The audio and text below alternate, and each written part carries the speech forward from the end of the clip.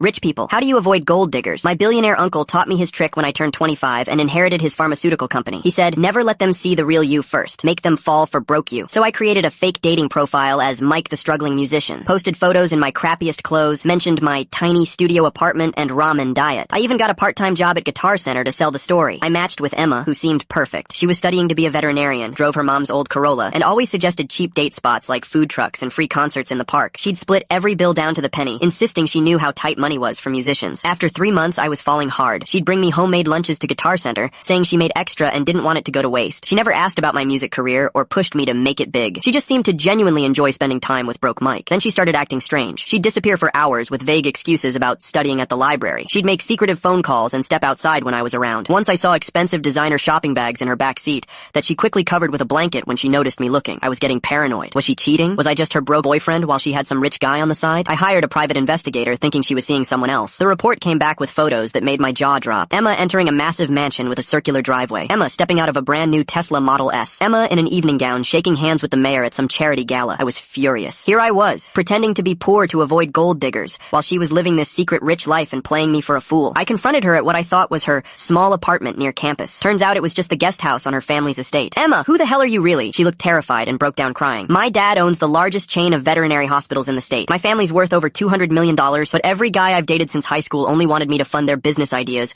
or introduce them to my rich friends. She wiped her eyes, mascara running. I've been living in the guest house and driving mom's old car because I wanted to meet someone who'd like me when they thought I had nothing. You're the first person who never asked me for money or tried to impress me with expensive plans you couldn't afford. She looked at my shocked face. Please don't hate me, Mike. I know I lied, but I was just so tired of guys seeing dollar signs instead of me. That's when I started laughing hysterically. Emma, I need to tell you something about my pharmaceutical company. Her confused expression was priceless. Remember how I said I inherited some money from my uncle? Well, he didn't just leave me money. He left me the entire company. I'm worth about $800 million.